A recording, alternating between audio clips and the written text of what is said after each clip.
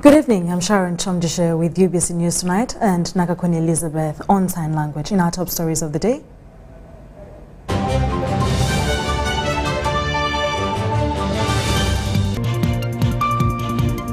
In UBC News Tonight, Speaker Anita demands for a speedy trial for the legislators. Coming up, members of Parliament urged by President to return of bills to Parliament. Over 15 people feared dead in raging Kasese mudslides. And in more stories, Parliament, Prime Minister clash over Nyege Nyege Festival.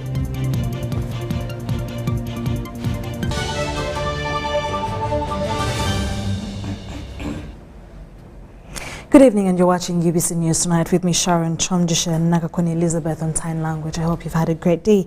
In our top stories of the day, members of Parliament have raised a red flag over what they describe as a continuous rejection of past laws by the head of state. Now, the members of Parliament say such moves render the House's role of legislation unsatisfactory, calling it an inconvenience. This uproar follows the President's return to Parliament, the Fisheries and Aquaculture Bill, which was passed in May 2022. We have details on the story. Fisheries and Aquaculture Bill 2021. It was in May 2022 that the Fisheries and Aquaculture Bill of 2021 was passed into law, and all that MPs were anxious over was its endorsement by the President. And if we do well, Honorable Speaker, if we do very well with this bill and we implement what we are going to agree, I can tell you we are going to surpass coffee. 4 months later, this is what the Speaker of Parliament, Anita Among, has communicated to the House. The President has evoked Article 91(3)(b) of the Constitution and returned the bill for reconsideration in the House on the following grounds. Clause 4, definition of a licensing officer. The licensing officer is being defined in the bill as a chief fisheries officer or district fisheries officer. This will cause confusion and can recite for malpractice. This has not been welcomed by a section of some members of Parliament, citing it as an inconvenience. A bill is a consultative action of Parliament. Consultation is between Parliament, stakeholders, and the executive. The President, being the head of the executive, returning bill after bill is an indictment of the front bench. I would like to invite the front bench to rise to the occasion. This is an indication that the Attorney General does not consult with the President, because the President's opinion should be brought by the Attorney General at that time when we are considering a bill. This is going to mark now the 3rd time when he's returning the same bill. However, the 2 grounds that he has based on to return the bill do not stand according to the law. This, however, has been watered down by some other members of Parliament. They describe it as constitutionally normal for the President to disagree with some provisions of past laws. Good enough, we still have powers to look into his concession, his interest, and if we see that they do contradict with the interests of the people whom we are making and drafting this law for, then we shall not abide by the presidential write-up, but we shall abide by what the Constitution mandates us to do. When the President returns a bill more than once and Parliament insists, then by law it passes. So I just wanted to put that addition. The good thing is that for the bills which the President has returned, he normally writes specifically on the clauses he doesn't agree with and the reasons. So I think it is a matter of us appreciating that everybody at every stage adds value to a process. The Fisheries and Aquaculture Bill of 2021 was sent back to Parliament seeking correction of 2 clauses on fishing licensing and the role of police and army in surveillance on water bodies. Henry Okurut, UBC. Thank you so much, Henry Okurut. In more stories, the Ministry of ICT and National Guidance has embarked on the national consultations in the development of the National Guidance Policy.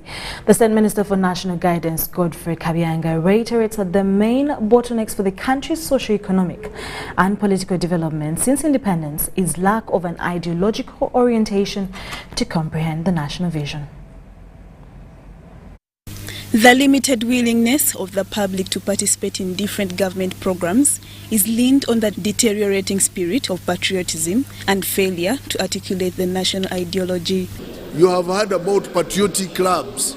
You have heard about trainings in Changwazi. You have heard about mindset workshops and whatever. But now we want them to want a law which will operationalize them so that they are in a systematic manner. The Ministry of ICT and National Guidance took up a task of drafting a national guidance policy to facilitate ideological orientation through educating citizens on the core national strategic areas and mindset transformation towards the propagation of national interest and common good. Sometimes if you want to cross the road, if there are no rules and regulations on how to cross the road, you fail to cross it or you get knocked down and things like that. So even this national guidance policy is going to help us to know how to guide the nation or how the citizens can be guided. For the public inclusivity, the ministry, together with the National Task Force, have launched national engagements to collect public opinions in the development of this policy.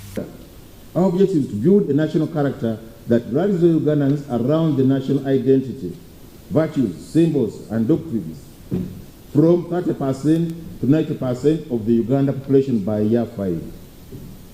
People should have the correct mindset about government programs, about policies, about everything. The policy intends to benchmark on the national's diversity cultures to direct the demographic population into a spirit of patriotic service delivery. So that we don't say that, someone from this culture has, we have to demean them or rebuke them because of the bad things we see about them, but we have to, this policy looks at this in light of appreciating the values that each of these cultures bring on board. Development of this policy with high most inclusiveness will facilitate the achievement of the basic elements of democratic governance like stability, civility, among others. Lydia Chomkama, UBC News. Bokoto South Member of Parliament, Dr. Twaha Kagabo, has confessed before the Committee on Rules that the allegations he made over the 40 million culminated from the pressure mounted on him by constituents and other people. Kagabo told the committee that 40 million he alleged to have picked from the Speaker was his own savings, accruing from the pressure mounted by the individuals who expected a share from the rumoured 40 million that was given by Parliament. Kagabo was appearing before the Parliamentary Committee on Rules, Discipline and Privileges. In the same vein as to why I picked courage to come even onto the floor yesterday. Last month, Bukoto South MP Dr. Twaha Kagabo carried money worth 40 million shillings to the office of the Leader of Opposition, alleging to have returned a bribe he received from the Speaker Anita Among's home. During plenary sitting on Tuesday, Dr. Kagabo made a formal apology to the Speaker of Parliament over allegations that he had been given a bribe of 40 million shillings as an appreciation for passing the supplementary budget. Kagabo made an apology in the House, dropping his allegations that tarnished the reputation of Parliament and that of the person of the Speaker of Parliament. I therefore request for pardon on the impasse. Kagabo was, however, referred to the Parliamentary Committee on Rules, Discipline and Privileges. In his first appearance to the committee this Wednesday, Dr. Kagabo confessed to the committee that he was never given any money and the 40 million shillings he brought to Parliament was his own money. I would like to ask him to tell this whole committee that the insinuation or what he did, he was influenced by his party headquarters. As I looked at the environment, I was so castigated, out of 500 plus being me. He told the committee that this was due to pressure from his constituents and a section of party members that almost made him commit suicide. And actually in my life I had never befell such a scenario. I only had to pick my courage as a doctor not to isolate myself, for perhaps I would commit suicide and so on and so forth. After accepting his mistakes, Dr. Kagabo was warned to desist from making statements that might impact on his reputation and that of the institution of Parliament. If I didn't receive the money, I even had to arrange money. All this goes to the entire integrity of the House. Or what does he intend to do to undo the damage caused to the institution and also to the individual members of Parliament? The committee, chaired by Bugweri County Member of Parliament Abdul Katuntu, then discharged Dr. Kagabo. The rest we shall handle it as we have explained to you. The Parliamentary Committee on Rules, Discipline and Privileges will present a report to the House on this matter Tuesday next week. The same committee is set to meet the State Minister for Housing, Persis Namuganza, on issues relating to indiscipline. Susan Naonga, reporting for UBC TV. Dr. Kagabo, I apologize. Thank you so much, Susan, for that report and for the updates. Now, moving on from that, 15 people have died in Rukochi Sub-County, Kasese district, following a mudslide that occurred with a runoff that passed through several houses after 3 hours of non-stop rainfall in Kasika Trading Center. Among the deceased are 4 males, 11 females, of which 6 are juveniles, all this from 5 households. We have details.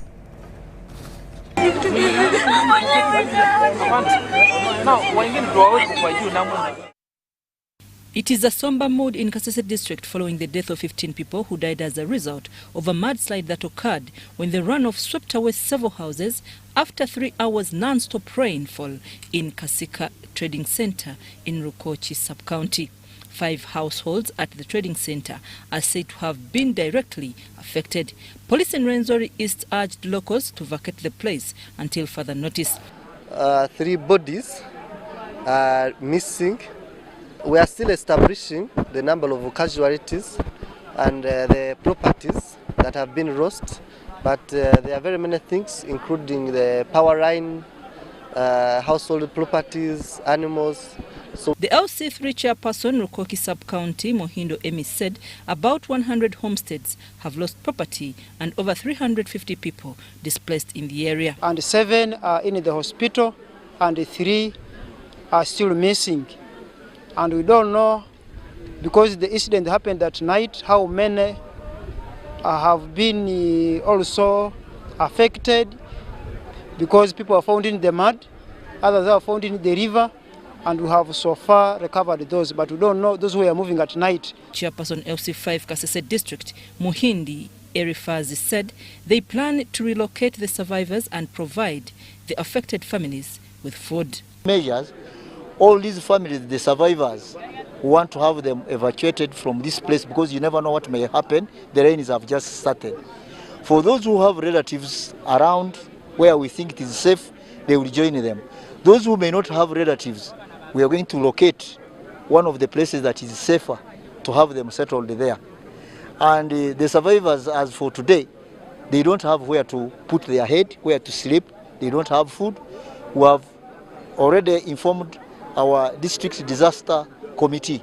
They are now looking around to see if they can get what at least they can get as food ration for today. The search for more bodies continues, and reports indicate that more people are still missing.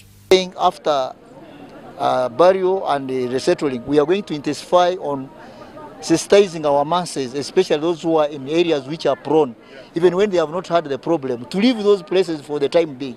We have fields of gardens which are across rivers.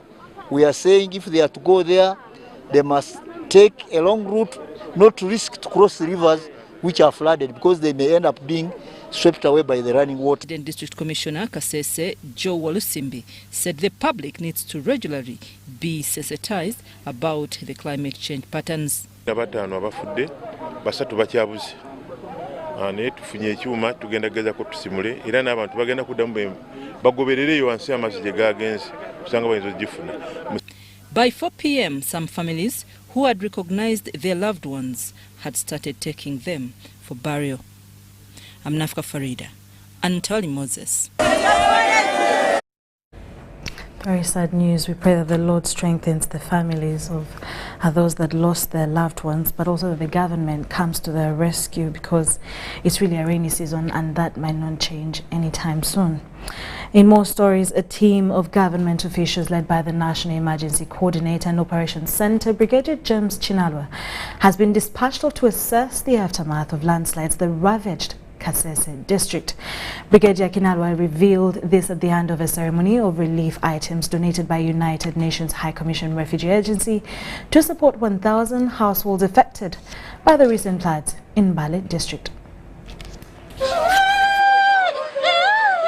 Following the landslides that wreaked havoc in Kasese district after heavy downpour, government has dispatched off a rescue team to carry out a quick assessment and see how the victims will be supported. When I reach the ground, I hope to meet other agencies that we shall work together and see that we put the situation to normal, we recover and look for the missing people and see how the government can respond to support the survivors.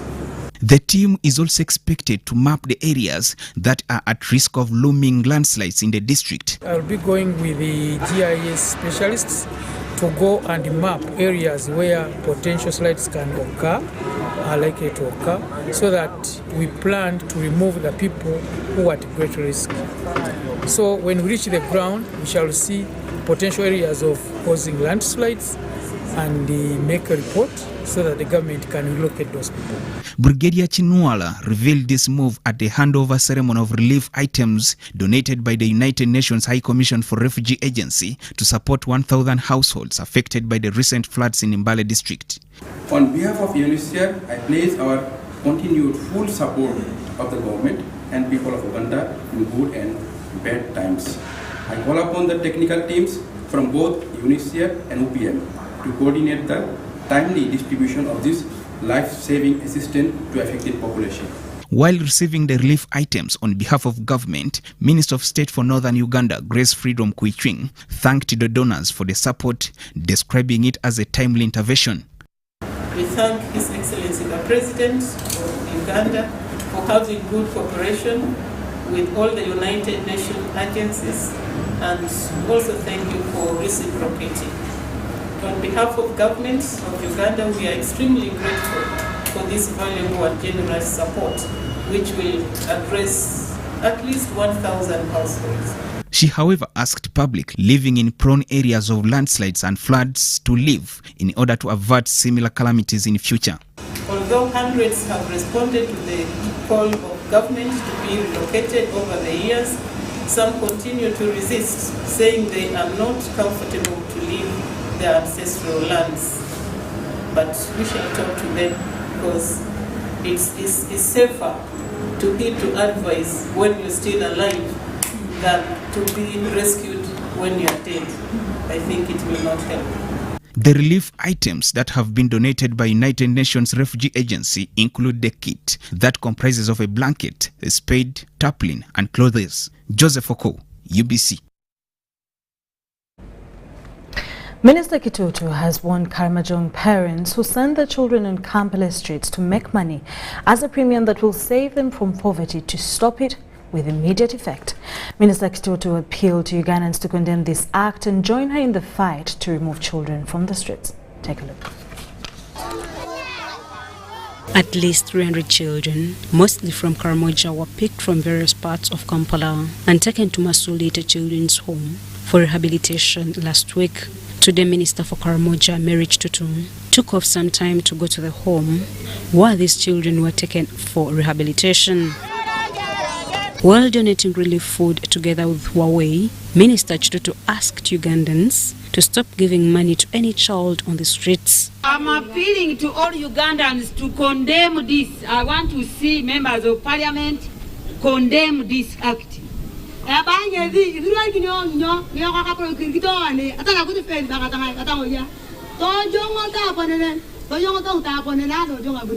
It is a problem that needs to be solved right from the source. Huawei Technologies, we have CSR activities that are training people in technology, and that is why we said we hope one day we will be able to have the ability to go to Karamoja and take our ICT skills to Karamoja and let the people enjoy our technology as Huawei. Chitutu also confirms they are briefing cabinet on the prevailing situation to come up with biting penalties to those who send their children on streets. To make sure that the people who have been doing this, scanning children from their homes and using them in Kampala for their gain, stops. She warned those who use these children as sex slaves. The children are used for, this is someone's business, where the children are begging money and enriching someone seated somewhere. And I'm reliably informed the people doing this come from Karamoja, doing this to their own children from Karamoja. In June, Kasese launched the Child Protection Ordinance 2022 to protect children from abuse, including child labor and trafficking. The ordinance prohibits acts that encourage children to stay on the streets, such as giving them food, money and clothing. The law provides for imprisonment for 6 months or a fine of 2 currency points, shillings 40,000, for anyone who contravenes the law. Shaidat Nasaku, UBC News. Now, Speaker of Parliament Anita Among has asked for a speedy trial of the charges against members of Parliament Mohamed Segirinya and Alan Sewanyana. The two legislators, Mohamed Segirinya and Alan Sewanyana, are battling with charges of murder, attempted murder, among other offences. It's now 1 year since legislators Mohamed Segirinya for Kawempe North, Alan Sewanyana for Machindia West, and 5 other co-accused were arrested following the Panga-Warding murders that occurred in Greater Masaka. The two are now facing trial in the International War Crime Division in Kololo on charges of murder, attempted murder, aiding and abetting terrorism, among other offences. The following council. Since their arrest, it's now 1 year since the two legislators and other co-accused are in detention pending trial in courts of law. The prolonged detention of the two legislators was concerned by the Speaker of Parliament, Anita Among, who asked for a speedy trial. All members of Parliament here belong to the Speaker. My 2 members of Parliament make 1 year in prison today. I request and I plead with the government for a speedy trial on these members so that they represent their constituencies. Because today it is them, tomorrow it is somebody else. Let's see how we can have these people, their case concluded. Speaker Ntamong raised this during today's plenary sitting. The issue also raised concern to the leader of opposition, Mathias Nsamba Mpuuga, who asked for justice to the detained members of Parliament. I tried to reach out to the Chief Justice and the Principal Judge over this matter. The 2 officers did not respond to my plea. It's not my business to interfere with their work, but it's my business and full-time business to raise the red flag when they become flimsy in their business. We are asking of the judiciary to do its work to uphold the rights of citizens and to have courts independently do their work. In the circumstances, these 2 honourable members will require special intervention of Parliament. Although the accused were directed to appear in court on 1st September 2022, this was impossible following the transfer of the trial judge, Jane Alidivisa. Basing on this, Mpuuga expressed concern over the raising issues in court whenever the accused appear for trial. It's a syndicate, in my view, in our view, to have them in detention. Again, it's the Constitution. Article 23(1) is very clear, 28(3) is clear about the rights of those in detention. Clearly, they were arrested before investigations were made. And it's very disheartening, right, Honourable Speaker, members of Parliament. So for a full year, 2 constituencies are without representation in this House of Parliament. Prosecution has so far presented 78% of the evidence it intends to rely on in this matter. Deborah Namamonde, UBC News. Then on that day, you will have already have filed So with Parliament, Speaker of Parliament and the Prime Minister is set to meet on Thursday to reach a consensus on the fate of the upcoming Nyege Nyege festival in Ginger. Now this follows the public dissenting views by the door over the event, which most people have viewed as morally compromising. Members of Parliament want a position reached to stop the clash between the two offices of government, and we have details on what transpired today. One of them is to harmonize who is the arm of Parliament, to see that this event takes place with guidelines that will restrict those that are coming to celebrate in the event. A few hours after the Prime Minister made this statement, the matter of Nyege Nyege Festival found its way on the floor of Parliament on the second day. Government needs to operate as one. We have the Prime Minister as a lead of government business. We have the institution of Parliament that represents the people of Uganda. I would understand if the Prime Minister came here and said this is our position as government in Parliament, rather than addressing a press conference and say, ignore what Parliament has done. That the House makes a position, the Prime Minister is represented, then the Prime Minister later on goes to address the press. The MPs were concerned that the two institutions of government were clashing over a festival deemed immoral. You recently returned from Rome, where you got the blessings. And it's my belief that yesterday when you made that, it was inspiration from what you got from the Holy Father. The Nyege Nyege activities, they are going on normally, people are organizing, everything is going on as if there was no any directive by this House. You spoke yesterday, you guided as a mother and protected as our leader in Parliament. There is no confusion in Parliament. If there is confusion the other side, for us in Parliament, we are at peace. An explanation from ministers was not enough to calm the temperatures from legislators. The Prime Minister, Right Honorable Robin Anabanja, was advised by many of us who are in this House, including myself, that let's have a discussion about this issue. We met in the corridor, and I can't say we had a meeting. It is very unfortunate that when we got to your office with no appointment because of the urgency, we were informed that you would be coming. And that's why we also behaved unprofessionally today and we led you on the way as you are entering the chambers. It was then agreed that a meeting between the two officers of government is held on Thursday to reach a common position. There is no need for Parliament to appear to be in conflict with the executive because we are serving the same people. So I want to beg the House that we wait for the meeting between the executive and the office of the Speaker, and thereafter we shall inform the nation. What your statements that you're saying that we've given them a go-ahead and that kind of thing, until we conclude and agree on a position as government. Which position will be reached is a question that will be answered on Thursday afternoon. Henry Okurut, UBC. But while at the East African Legislative Assembly, they do not get a pension. Well, there's no conclusion on if Nyege Nyege Festival will be happening or not, so we will wait for the consensus that will come in tomorrow from the Speaker of Parliament and the Prime Minister of Uganda. Moving on from that, the Minister of State for Primary Education, Dr. Joyce Moriko Kaduchu, has encouraged parents to make sure children report to school early enough as they prepare to transit to other classes of learning. The Minister today made impromptu visits to several schools in Kira Municipality, Wakiso District.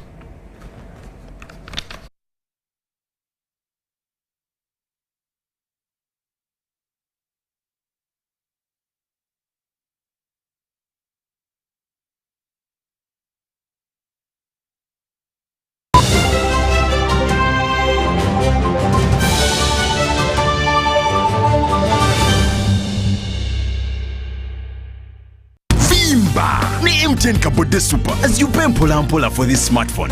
Make calls, update your WhatsApp status, watch YouTube, and Google anything under the sun with 2 GB worth of data every month for 7 months. Simply make a small deposit of 99k and pay the balance mpola. You can pay in daily, weekly, or even monthly installments while you enjoy your new phone. So what are you doing today? Visit any MTN shop near you and get the MTN Kabode Super easy.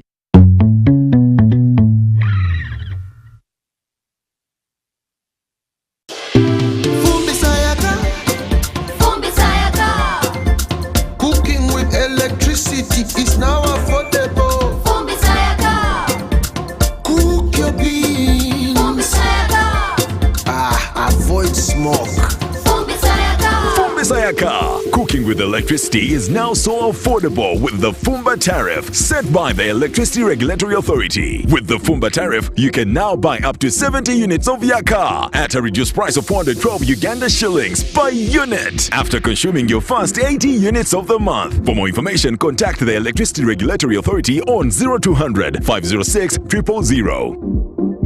Quatesimu! Get the 4G smartphone of your dreams today and pay as you use. Choose from the Tecno Pop 5 Pro, Tecno Pova Neo, Samsung A03 Core or Nokia C10 and pay conveniently in daily, weekly and monthly installments for a period of a year using Airtel Money. You will also enjoy free 3GB and 100% bonus data on weekly and monthly bundles every month for 3 months. Visit any D-Lite shop or select Airtel Money branches countrywide and get one today. Terms and conditions apply. Airtel, the smartphone net. At Timex Nutrition Center, we advise you on the right foods to eat, exercise profile to adopt and lifestyle strategies which are compatible to your blood group and genotype. This empowers your body to prevent and treat many diseases like diabetes, blood pressure, arthritis, ulcers, obesity and many others. For more information, find us at our head office in Kampala on Nassa Road, Conrad Plaza, 2nd floor or call 0758 819 952 or 0778 288 361. We also have other branches in Mbale and Jinja. Oh, Susan, I want to propose to Rose. Yes, and this time I am serious. Have you guys had sex? Duh, of course. And have you had sex without using condoms? Hey, Nga, you're curious. I'm more concerned. Are you having sex with other people? Hey, hello. Is this an interview or what? No, just things you should think about. Do you know Rose's HIV status? Okay, this is serious. Should I be worried? It is actually serious. Do you know your HIV status? I think I am safe. Many times we get into situations that put us at risk of HIV. However, the first step to ending HIV is getting tested and knowing your results. It's Time Up HIV. Call 0800-211-046 or text 8080 toll-free for more information about how to prevent HIV. This message is brought to you by Ministry of Health with support from USAID. Meet Professor Petero. He knows something every hustler in UG is gonna love. Oh, see. You say I was just trying to get the documents to register for Airtel Money. You don't need the documents. You just say for register. What's going on here?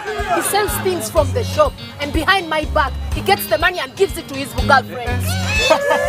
But just get Airtel Money Pay so that all money comes direct to your business wallet and only you, the owner, have access to it. Just dial *185 *10 hash and now you are on. No waiting. Huh? This insanity is sweet. Give them also. I only take Airtel Money Pay. It's easy and secure. Yes, become a safer and more efficient cash-free business today. Easy. No mixing your business money with your Kameza money. No, that's efficient. Airtel Money. Instant, secure, borderless.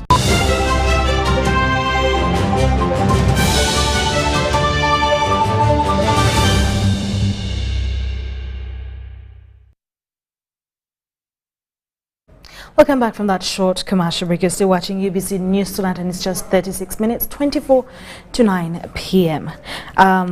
In more stories, the Minister of State for Primary Education, Dr. Joyce Moriko Kaduju, has encouraged parents to make sure children report to schools early enough as they prepare to transit to other classes of learning. The Minister today made impromptu visits to several schools in Kira Municipality, Wakiso District. Monday, September 5th, 2022 marked the official reporting date for all schools for the third term across Uganda. The Minister of State for Primary Education, Dr. Joyce Moriku Kaduchu, has been visiting different schools to check their preparedness to receive children from holidays. Wednesday morning, the minister visited several schools in Chila municipality, starting with Kamuli Church of Uganda Primary School, where most pupils have reported back and teaching was in progress. She had a word of encouragement for candidates who are getting ready to sit their primary leaving examinations. You're crossing to go to senior one, and you're just at the bridge. In the next few months, you should be crossing the bridge to the next level. And I know by the grace of God, all of you are going to pass highly with flying colors. Because you believe in yourself, because you are very committed children. I can see you uphold the Christian values, and I can see the commitment, the faces that in you.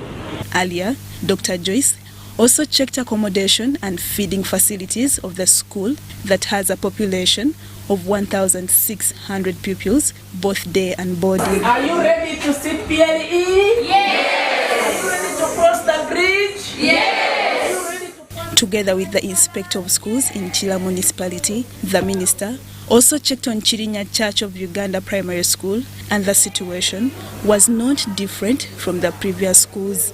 With an enrollment of 1,700 pupils, most of them had reported back for learning, and the minister urged parents to ensure children report back for learning. So I'm happy they are back to school and they are progressing well, and I want to call upon the public, let's encourage children, most especially the candidate class, to remain at school.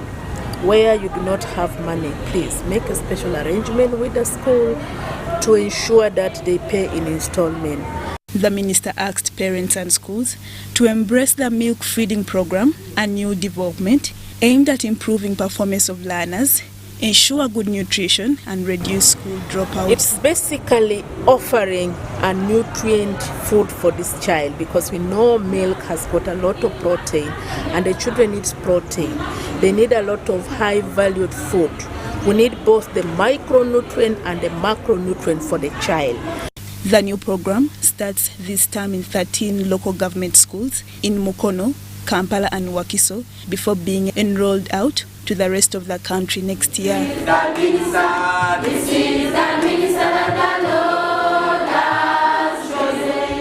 Lydia Chomkama, UBC News.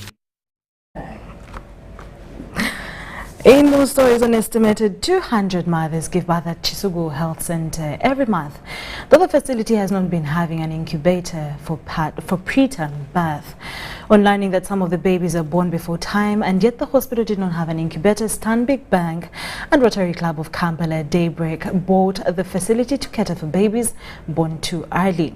An estimated 10% of the children born at Kasubi Health Center are preterm babies.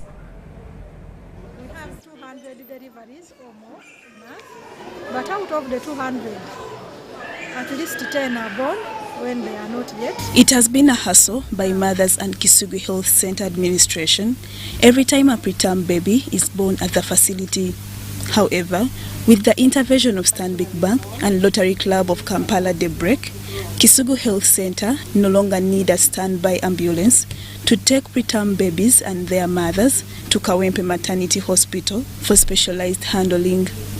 Here to support the mothers to give birth or to bring life and comfort. So thank you so much, Stanbic.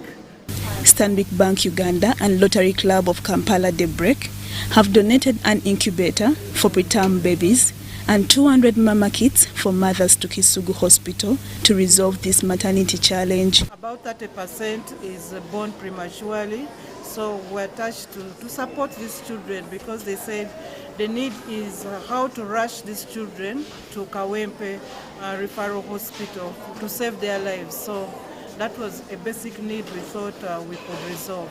We are grateful in this partnership for providing the machine worth a lot of millions of money, and also the mama kits that we brought 200 of them, and this project is going to run for the next 2 years. The donation was received by the in-charge maternity clinic, Rebecca Mbale, the chairperson management committee, Bate Frederick, and Director Health Services, Makindye Division, Dr. Alex Ndiabakira. We are very excited that you realize that we actually achieve a lot using very little inputs, and you come to bring a good news to us in this setting. Kasubi Hospital delivers an estimated 200 children on a daily basis, 10% of whom are preterm babies, who the hospital has been transporting to Kawempe Hospital for further management.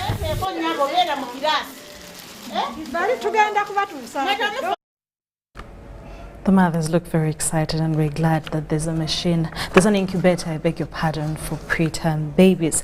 Now, the UPDF Chief of Defence Forces, General Wilson Mbale, has today, the 7th of September, commissioned and launched the biometric systems in Uganda People's Defence Forces identity cards at the Ministry of Defence and Veteran Affairs headquarters at Mbuya.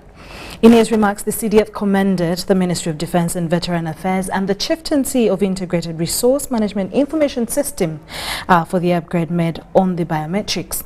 He noted that the dynamics of ICT are evolving very fast, and this electronic system will make jobs easier.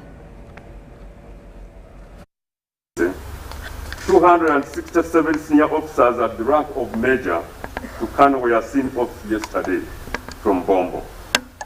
They are part of batch 12. So far, 11 batches have been seen off since 2014, and in total, they are 9,026 officers and militants retired or discharged.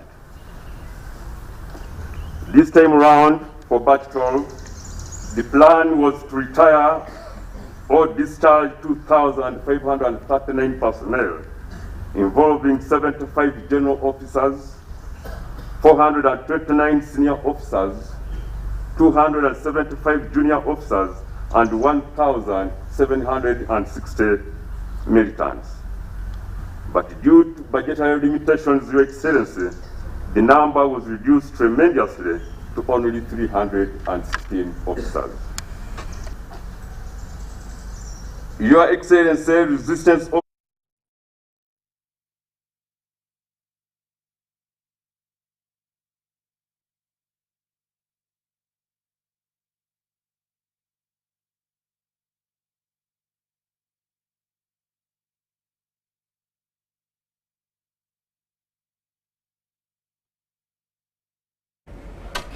Moving on from that, the State Minister for Higher Education, Chrysostom Muyingo, has urged Ugandan students awarded with scholarships for further studies abroad to be good ambassadors, utilize their chances to study, and reminded to return and serve in their home country after studies. This was during the annual Hungarian flag-off of 18 science students at the Uganda Management Institute.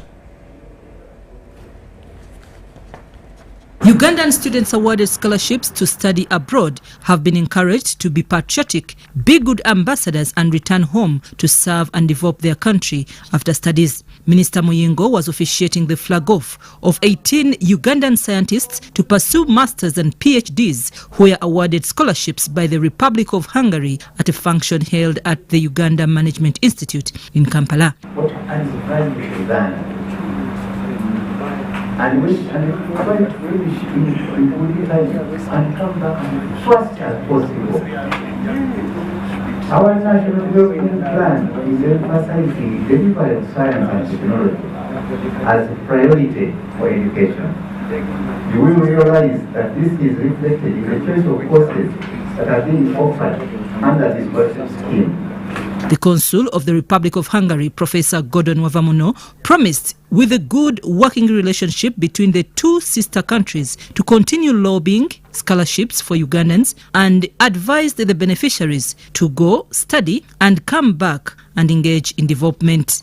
There is a lot for you run apart from the university. I'm 22 years in Hungary government as one of the council. But I'm here because I want you. I've been working on the government of Uganda to work with Hungarian government, and it has worked very, very well. I'm proud of you. The 18 Ugandan students will leave the country tomorrow and officially begin their studies on the 19th of September 2022 in Hungary. I'm Nafka Farida and Salongo Kasbanti. Combined security forces are to hold the 16th edition of the Inter-Forces Games and Championships slated for the 19th of September this year. The aim of the Games is to promote sports, talents and uniting the forces to ensure protection of the environment and conservation of wildlife. The 16th edition of the Inter-Forces Games will be organized by Uganda Wildlife Authority at Queen Elizabeth National Park Conservation Area.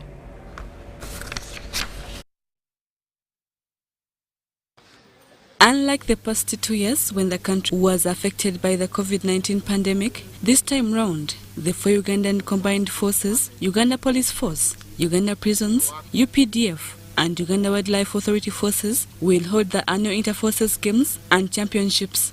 The 16th edition of the Inter-Forces Games, which will involve football, athletics, netball, road races among others, is to be held at Queen Elizabeth Conservation Areas, organized by Uganda Wildlife Authority. We've chosen Queen Elizabeth because we want to have some of our supporters and partners have a justification to visit the park.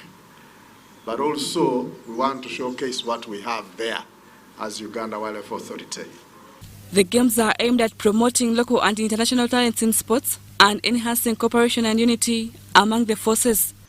As an active participant of this annual sports event, Uganda Prison Service uses sports as a deliberate tool for the social rehabilitation of offenders, an avenue for professional development of sportsmen, promotion of healthy living, teamwork and discipline of both staff and inmates, enhancement of the spirit of cohesion, oneness, friendship, esprit de corps, mutual respect, brotherhood, and cooperation among the armed forces.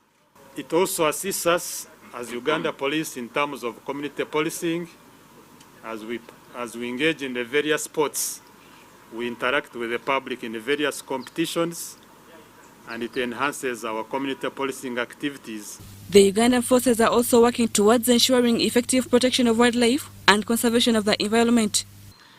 Every Ugandan must be part of this conservation agenda, and for us in security, we are merely front runners. We shall be able, as police, working together with all the stakeholder agencies involved in the protection of the environment and the wildlife, be able to promote their protection. The organizers of the games have, however, decried the challenge of limited funds, which affects the progress of the games.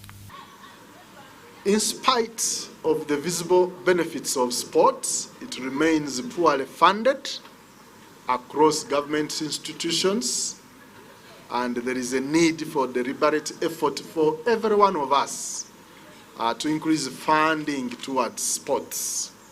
At the end of the games, the winners will walk away with prizes. The 16th edition of Inter-Forces Games and Championships 2022 will be held under the theme Inter-Forces Collaboration, a key to effective wildlife protection, and will be graced by the Minister of Tourism, Wildlife and Antiquities, Colonel Tom Buteme. The 15th edition of Inter-Forces Games and Championships was organized by the Uganda Prison Services. Rebecca Nantongo, Susan Nabugude, UBC News. Now, the Katikkiro of Buganda, Charles Peter Maiga, has urged the subjects of Buganda to master the process of hat thatching as a cultural roofing technique, just like the one going on Kasubi tombs. He explained that skilling young ones with the thatching techniques would help build capacity to work on future projects. Maiga said this at Kasubi tombs while visiting the last thatching stage of the iconic hat, Muziwazalanga Mpanga. The thatching had just started. Now it's near completion. And I would like to commend all the people who work under them, especially the young people who we urge to learn how these works are undertaken for future necessities as they may arise. My colleagues and I have undertaken lots of works in the kingdom since I became Katikkiro, but there is nothing comparable to the restoration of Muziwazala Mpanga. But yes, But seeing that we've gone this far, everyone should be filled with hope that very, very soon we shall have completed this.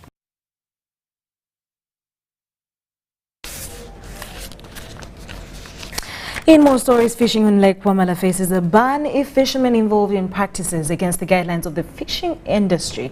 In the meeting attended by over 1,000 fishermen from the districts sharing Lake Wamala at Mityana district headquarters, a number of resolutions were passed to be complied with to avoid the closure of the lake. More in the following report.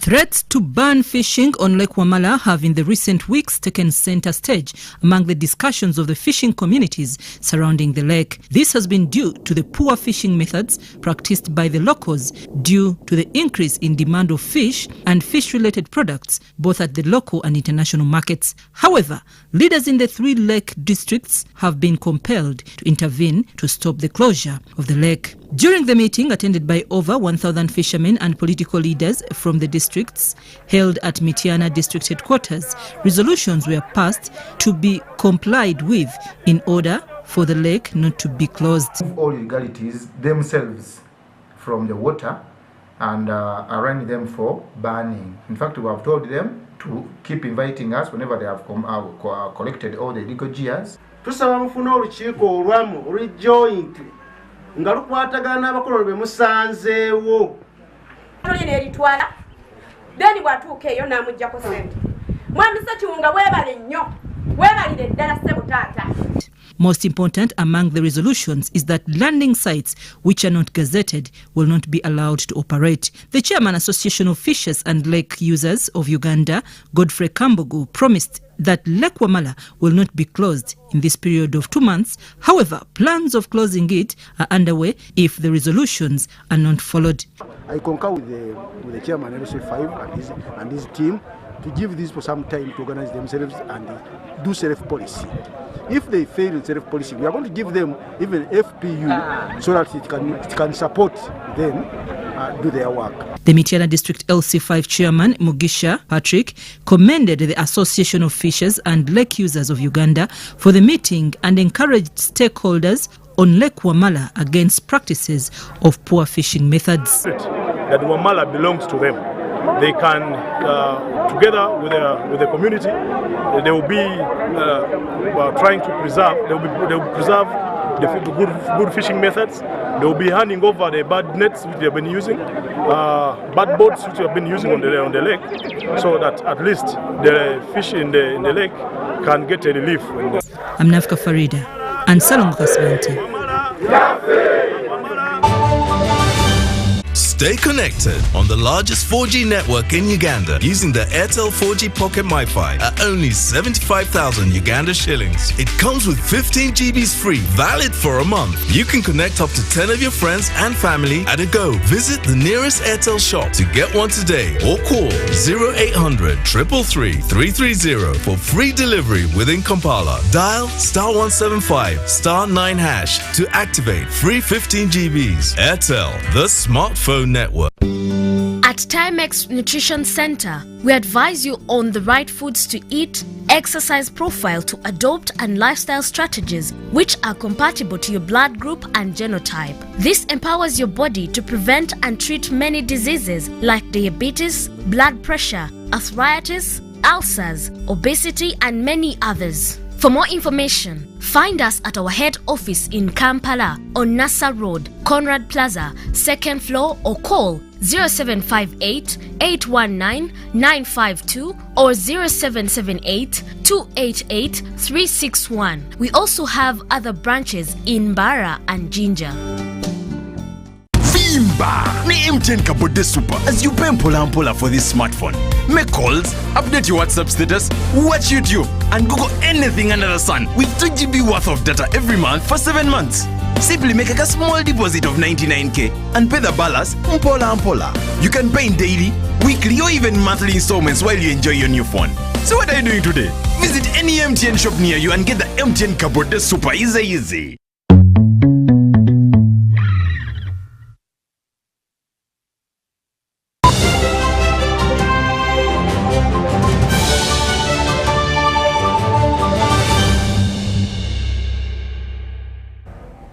Welcome back from that short break. In our business stories, there's fear that some of the buildings adjacent to the one that collapsed, killing one person recently in Chisenyi, a Kampala suburb, may also collapse soon. The concerned business community is appealing to Kampala Capital City Authority to do its due diligence on all construction projects in the area in order to avert more calamities. Dennis Sigo reports. This CCTV footage we accessed shows a builder going on with his work at 8:33 a.m. on the 2nd of September 2022. Then all of a sudden the wall behind him started collapsing. According to police, one person died at the construction site located in Kisenyi, owned by one Haji Muhammad Katimbo. Since that fateful day, the neighbors are worried that the adjacent buildings and business premises may collapse too if no urgent action is taken by the relevant authorities. Haji Katimbo has been building his arcade, so he had to do a dig to get to the foundation. In the process, he went beyond his boundary. He entered KCCA's path. After KCCA's path, he came all the way to our ground. He penetrated beneath. As you can see in the footage, he went beneath our foundation, and any minute, a half of this building is going to collapse. Amebo Mbarushimana, the operations director of Mulwana J. Peter stores in Kisenyi, attributes the increased number of arcades collapsing in Kampala city to lack of proper planning and corruption perpetrated by people with means and authority. With the situation worsening due to the heavy downpour in Kampala, the proprietors of Mulwana J. Peter stores want Kampala Capital City Authority to halt the construction of the new arcade until their concerns are amicably addressed and safety measures implemented. It is coming straight within our livelihood. These stores, you see, they have a capacity of 1,000 metric ton, which we shift less than a period of 3 months. We're no longer using these premises. We have to use our other storages. That is cost that we have to incur. Our workers are being put, they can't do anything for now. As you can see, the boys are just seated.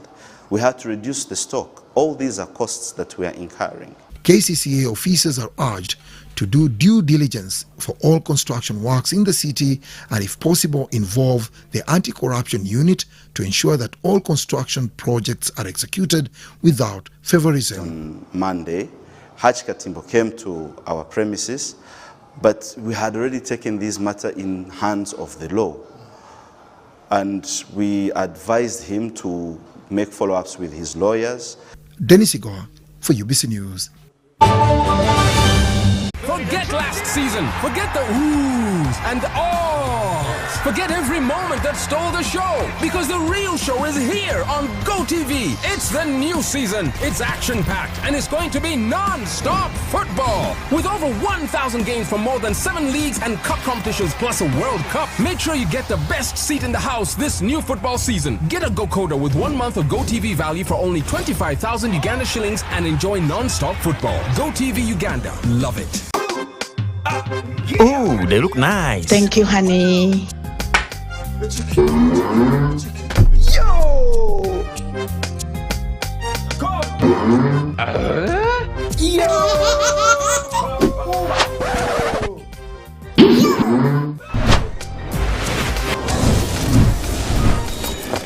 You guys gather, it's going down. Gather! Gather! Yo! I tell you what. Yo! Airtel is giving you bigger data bundles for the same price. Dial *175# to choose from our range of bigger Chillax bundles that don't expire. Bigger monthly bundles, all for the same price, and stay connected longer to your loved ones. Airtel, the smartphone network.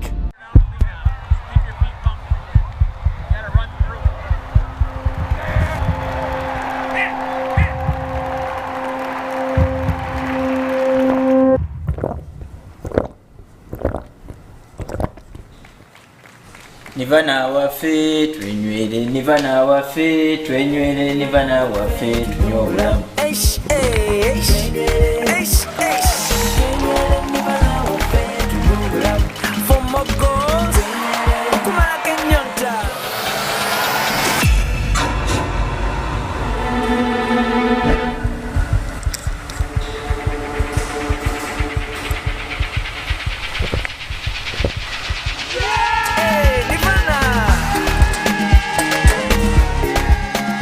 Nirvana packaged drinking water is a product of Crown Beverages Limited, makers of Pepsi products. That's life. That's Nirvana.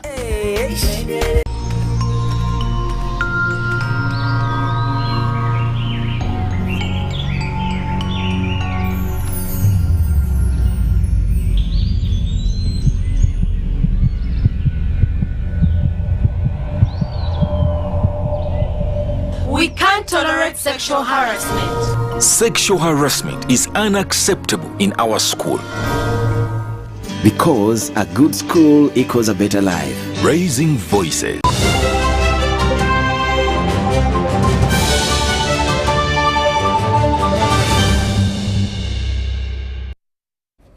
For sports stories as we come to the end of UBC News Tonight. But before we leave, there is fear. No, Uganda is intent on having its own national anti-doping organization in order to ensure its athletes benefit from easy accessibility. This has been documented during the opening of the Africa Zone 5 Regional Anti-Doping Educators Training of Trainees workshop. And we have details on this story. A 3-day Africa Regional Anti-Doping Educators Training of Trainees workshop has started at Sheraton Hotel in the Ugandan capital, Kampala. In Uganda, as an example, we already have plans to implement this phase 2, where people, the educators who have completed this training program, will in the next phase train educators in each and every national federation, so that anti-doping education moves closer to the athletes. It was opened by National Council of Sports Board Chairperson Ambrose Tashevia, who reiterated the need for a national anti-doping organization, an issue highlighted by Uganda Olympic Committee Secretary General Beatrice Aikoru.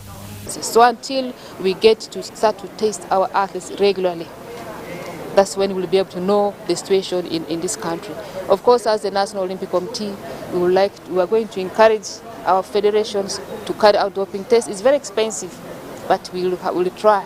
And of course also that education is very important. That athletes going to buy medicine off the shelf, drug shop, that one won't work.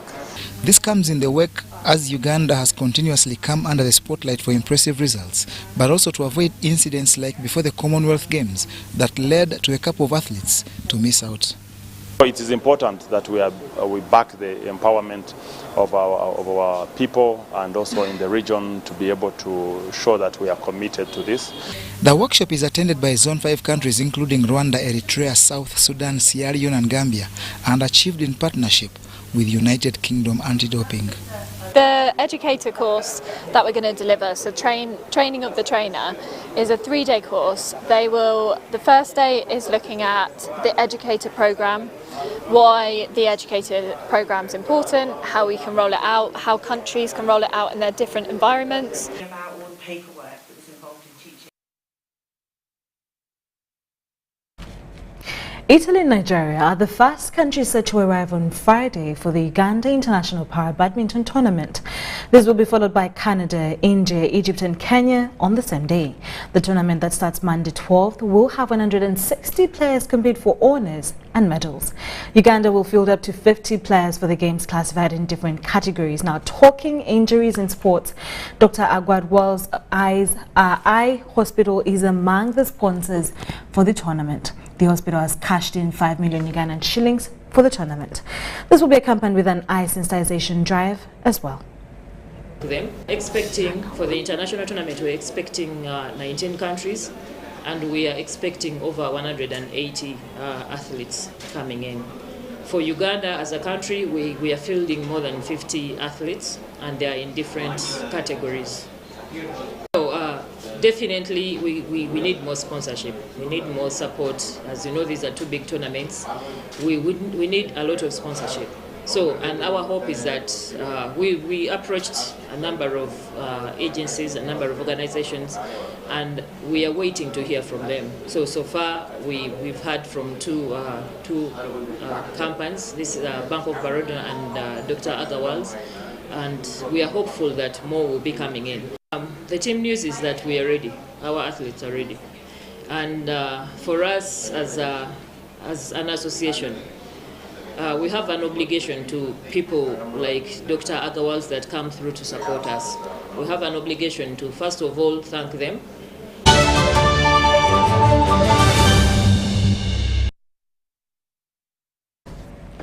Well, that brings us to the end of UBC News Tonight today on the 7th of September 2022.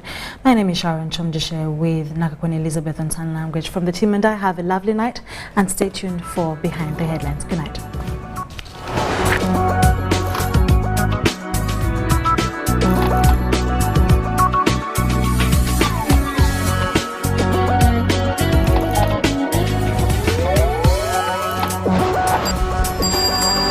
UBC, inspiring Uganda.